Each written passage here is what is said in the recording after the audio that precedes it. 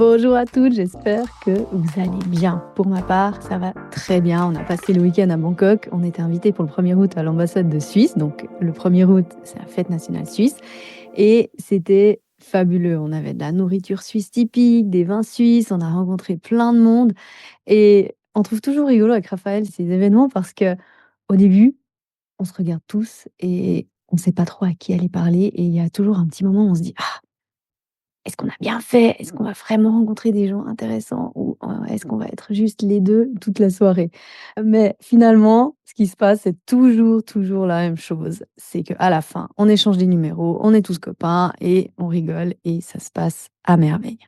Et ça tombe bien avec ce dont j'avais envie de vous parler aujourd'hui. Devenir celle qui est choisie, celle qu'on remarque, celle qui sait qu'elle a le choix, celle qui va à ce genre d'event et qui sait qu'elle va trouver des personnes qui lui correspondent, comme ce qu'on a vécu avec Raphaël. Et pour ma part, j'ai dû devenir celle qui sait qu'elle a le choix. Parce qu'avant, moi, j'étais plutôt timide, limite angoissée de parler aux gens. Et je me disais, j'ai de la chance si cet homme me choisit. J'ai de la chance si cette personne qui a l'air importante me parle. J'ai de la chance, ah voilà, là, qu'on m'ait remarqué. Et moi, j'étais celle qui allait faire 2 heures de trajet pour aller voir quelqu'un parce que je me disais que je valais pas la peine que la personne se déplace. Et du coup, bah, je restais accrochée à des amitiés qui ne me correspondaient pas et je restais surtout accrochée au seul mec qui me plaisait et à qui je plaisais, mais avec qui, bah voilà, ça fonctionnait pas. Et d'ailleurs, en parlant de ça, petite parenthèse, on va en parler demain dans la conférence Transforme, c'est compliqué. En tu es la femme de ma vie. C'est une conférence offerte. C'est la conférence dans laquelle je vous explique comment avoir cette posture où voilà, vous vous sentez choisi et il va vous choisir et tout va bien se passer, non seulement dans les débuts de relation, mais aussi dans la relation, parce que c'est les débuts de relation qui scellent la dynamique ou le schéma de relation.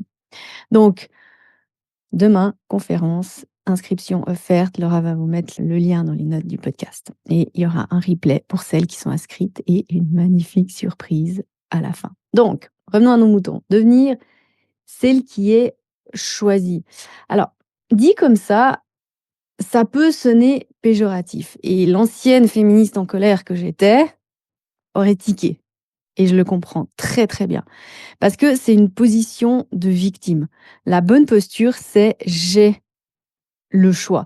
Mais en fait, ce qui se passe, c'est qu'il y a un moment donné où l'être humain est ce qu'il est et on veut être choisi. Donc la première phrase qui va nous venir, c'est je veux être choisi. Et on n'a pas encore cette posture et on ne peut pas avoir accès en fait aux pensées, aux actions, à l'état émotionnel qui appartient à cette posture de j'ai le choix. Donc il y a tout un moment où on veut juste être choisi, on veut juste qu'il s'engage, on veut juste, voilà, c'est tout. D'accord. Et donc, on n'est pas dans cette posture de, en fait, j'espère pas qu'il me choisisse. Je sais que ce soit lui ou un autre, je le choisirai et il me choisira. C'est ça la posture qu'on doit avoir. Une posture qui force l'admiration, le respect, le désir ardent chez lui de prendre soin de toi et surtout de pas merder.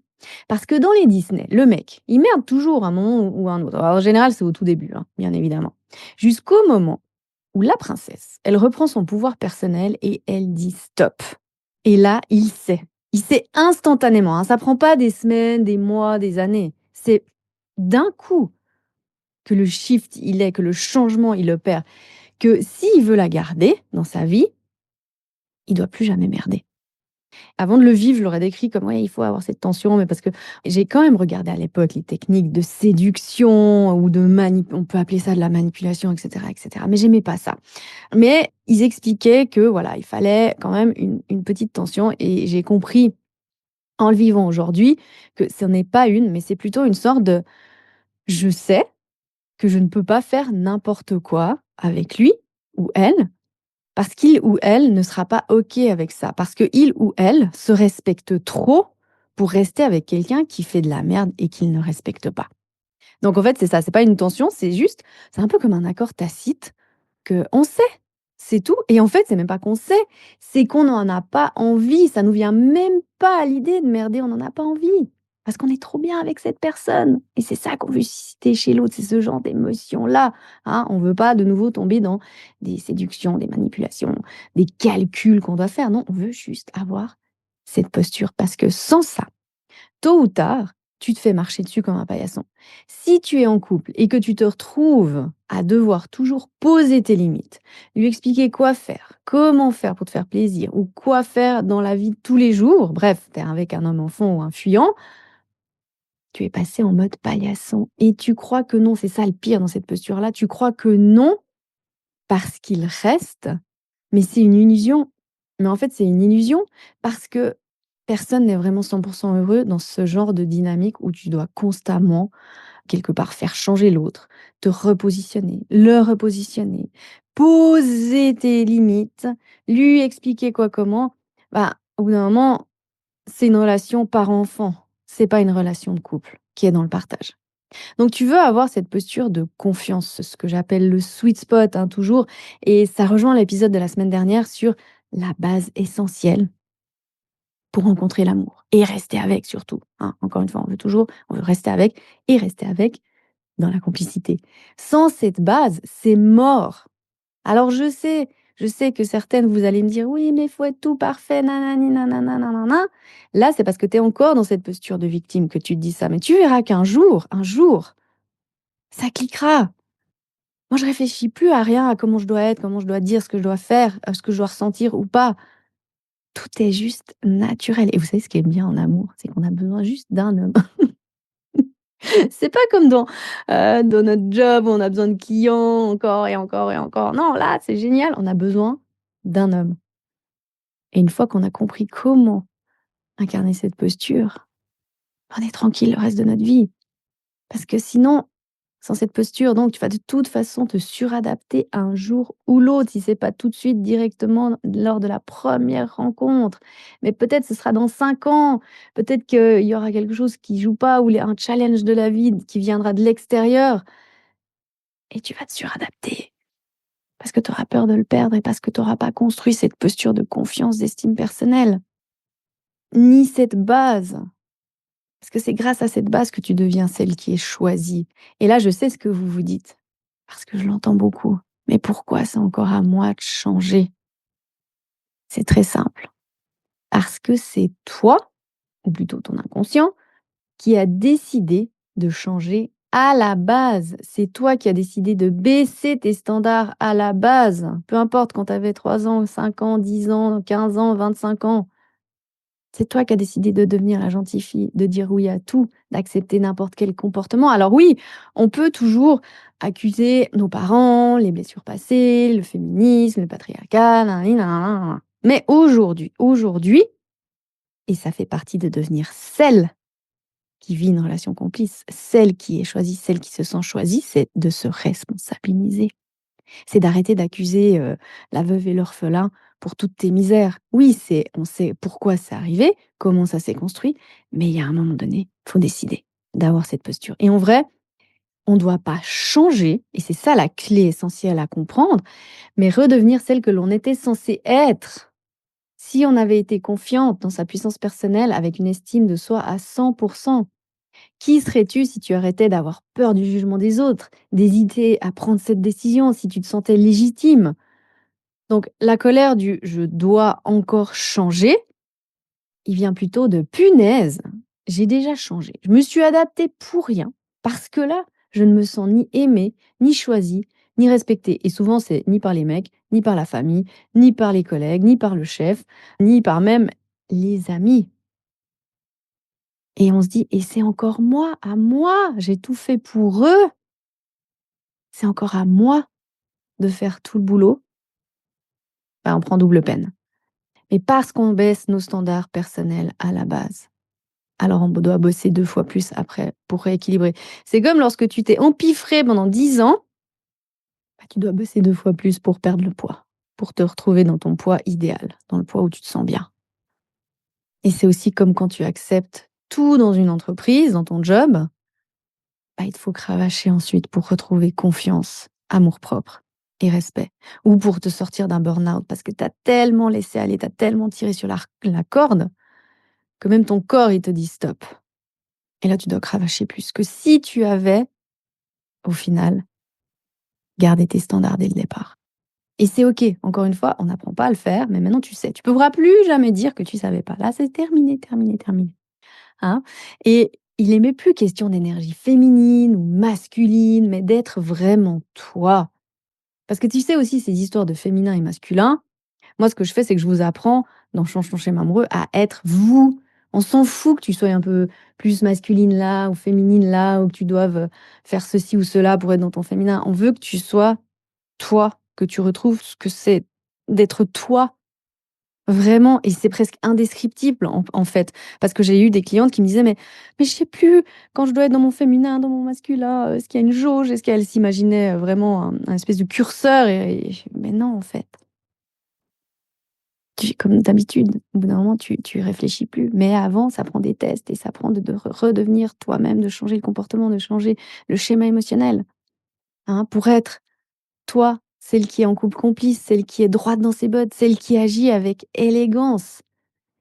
Et c'est ce qu'on va coacher à partir de mardi. Je vous disais la semaine dernière, j'ai ouvert une session de coaching de groupe d'un mois pour celles qui sont déjà dans le cours Change ton schéma amoureux. Alors, si vous n'êtes pas encore dans le cours, simplement, vous pouvez nous rejoindre en vous inscrivant déjà au cours en ligne et vous aurez une petite case à cocher où vous pouvez vous inscrire pour le coaching de la semaine prochaine qui commence durant un mois. Je veux que vous passiez par le cours parce que, comme je dis toujours, vous n'avez pas besoin d'une énième prise de conscience ou d'un conseil.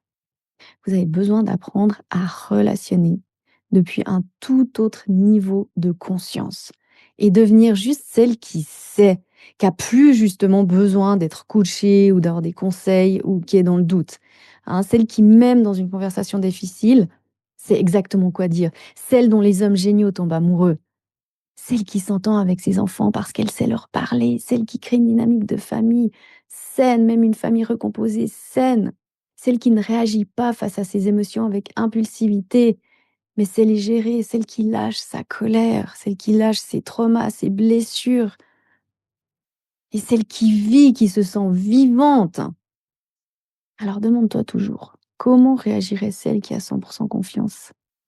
Comment réagirait celle qui a 100% confiance qu'elle va être avec un homme génial? Comment elle réagirait dans la situation que tu vis maintenant? Quelle posture elle aurait? La clé, c'est jamais, ce qu'on doit faire, mais la clé, elle est dans qui on est et qui on veut devenir et qui on doit devenir ou redevenir pour avoir notre vie idéale et notre schéma de couple idéal. Et notre vie, dans un ensemble, hein, comme toujours. Quand on applique ça sur notre vie amoureuse, ça va impacter les autres domaines de vie. Est-ce que quand tout part en cacahuète, tu te mets en position fœtale et tu te laisses mourir? Ou tu accuses le coup et tu te relèves? Est-ce que quand tu fais des rencontres, tu abandonnes avant même d'y aller en te disant que de toute façon il te plaira pas comme d'hab? Ou est-ce que tu sais que tu as remonté tellement tes standards à un tel niveau qu'il va forcément te plaire? Est-ce que tu dis que tous les hommes bien sont pris? Ou est-ce que tu sais qu'il est là dehors et que tu es prête à le rencontrer? Et ma préférée par-dessus tout, que j'entends aussi tout le temps, tout le temps, tout le temps, hein, les fausses bonnes croyances pour gonfler notre ego. Est-ce que tu dis haut et fort que de toute façon, on n'est pas fait pour rester en couple toute une vie? Ça, j'en suis persuadée. Histoire de montrer que tu n'es pas dupe et crédule. Hein, c'est le même mot, hein, dupe et crédule, mais tu vois ce que je veux dire. Histoire de montrer que tu sais que tu n'es pas une de ces célibataires un petit peu utopistes. Hein? Ou est-ce que tu sais que le prochain, ce sera pour la vie parce que tu sais choisir ce qui te va. Tu sais ce qui est bon pour toi. Qui es-tu quand il ne répond pas? Qui es-tu après avoir couché? Qui es-tu quand il est génial? Qui es-tu quand tout va bien? Est-ce que tu arrives à tenir la base dont j'ai parlé la semaine dernière? Ou est-ce que tu te mets en échec permanent et tu revis le passé encore et encore? Et tu te bases sur ton passé pour construire ton présent et ton avenir, ce qui fait que tu récoltes exactement la même chose encore et encore. Est-ce que tu te déresponsabilises et t'accuses le monde, les hommes, l'amour? Ou les gens qui ont pas su t'aider? Ou est-ce que tu te responsabilises?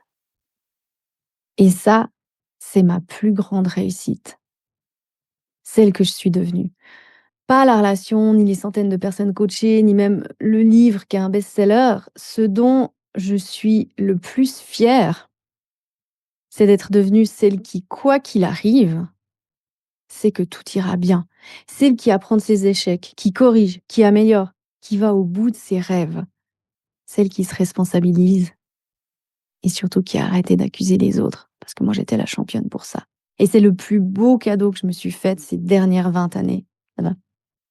Oui, c'est ça. Et c'est le plus beau cadeau que je me suis fait ces dernières 20 années. Et je veux que toi aussi, tu sois fière de celle que tu es devenue, de celle que tu es. Voilà pour cet épisode. Alors, un petit récap sur les choses qui vont se passer là prochainement. Demain, conférence à faire, transforme, c'est compliqué, en tu es la femme de ma vie. Si ce que je t'ai partagé aujourd'hui t'inspire, rejoins le cours Change ton schéma amoureux. C'est là où je t'explique exactement comment faire avec des step by step, de la pratique, des partenaires de schéma, des exemples de cas, etc. Si tu es prête et que tu as envie d'interagir directement avec moi, que je te coach en live, rejoins le mois de coaching. Ça va être génial. J'ai vraiment hâte de vous coacher. Là, ça fait depuis février que j'avais arrêté le coaching de groupe, mais ça me manquait trop et j'ai hâte de voir où vous en êtes et qu'on avance ensemble sur non seulement votre vie amoureuse, mais aussi les autres schémas de vie. Enfin, ça va être waouh, ça va être un autre level de coaching, vous allez voir. Et pour les professionnels du bien-être, les inscriptions pour la spécialisation ferment le 31 août. Là, je vais vous apprendre comment appliquer la méthode avec vos clients et bien évidemment à vous-même pour transformer vos schémas amoureux, vos schémas pro et aussi pour que vous puissiez appliquer l'outil partenaire de schéma et toute la méthode Change ton schéma amoureux sur vos clients pour pouvoir changer leur vie amoureuse parce que punaise, la vie amoureuse, la vie de couple, c'est la base. C'est une base qui doit être solide et on en a tellement besoin. On a tellement besoin d'apprendre comment relationner, d'avoir des relations saines, de savoir gérer nos émotions, gérer notre communication, savoir avoir un schéma amoureux qui est sain. Donc, on va passer 3 mois ensemble pour te rendre plus pertinente, te sentir légitime aussi, parce que c'est important, et beaucoup plus impactante au niveau de ta pratique. Et tu verras que la méthode Change ton schéma amoureux, tu peux l'appliquer de toutes les formes possibles et inimaginables. Moi, je l'avais donné au tout début en WhatsApp uniquement. Après, j'avais fait du présentiel, de l'individuel sur 3 ou 6 mois. Je ne faisais pas des individuels, des sessions, mais tu peux faire aussi ça. Tu peux faire. Et tu vas voir que la méthode Change ton schéma amoureux, tu peux l'incorporer de la manière qui, toi, te va. Parce que tu sais, moi, je l'ai fait sous tous les formats. Je l'ai fait en atelier, je l'ai fait en présentiel, je l'ai fait en individuel, je l'ai fait en WhatsApp. Au début, je coachais que sur WhatsApp. Je l'ai fait sur une journée, sur 2 jours, sur 3 mois, sur 6 mois, sur 1 an, sur tous les formats. Et tous les formats fonctionnent. Il faut simplement que tu l'appliques avec le format qui te va à toi. Voilà pour aujourd'hui. Merci à toutes celles qui m'ont mis des étoiles la semaine dernière. On en est à 137. Allez, on vise les 200 étoiles sur Spotify. Si vous avez le temps, si vous avez 30 secondes et l'envie, je sais que voilà, maintenant tout le monde demande des avis et parfois c'est vraiment pénible et c'est chiant et même des gens, on n'a pas envie de leur laisser un avis, mais ils nous demandent un avis. Ça m'est arrivé au restaurant l'autre jour. Et des fois, c'est pénible. Enfin, donc voilà, si vous avez le temps et l'envie, mettez-moi aussi un avis. Merci du fond du cœur. Vous êtes fabuleuse. Pour incarner ce dont je parle dans le podcast, tu as plusieurs options. Le livre Change ton schéma amoureux, que tu peux commander directement sur Amazon. Et pour aller plus en profondeur dans ton schéma avec des exercices concrets, le cours en ligne où j'enseigne la méthode complète Change ton schéma amoureux, où tu apprendras tout ce dont je parle dans le podcast et comment mettre en pratique, notamment partenaire de schéma, le sweet spot, la communication complice. Tu trouveras toutes les informations sur fannyjipa.com.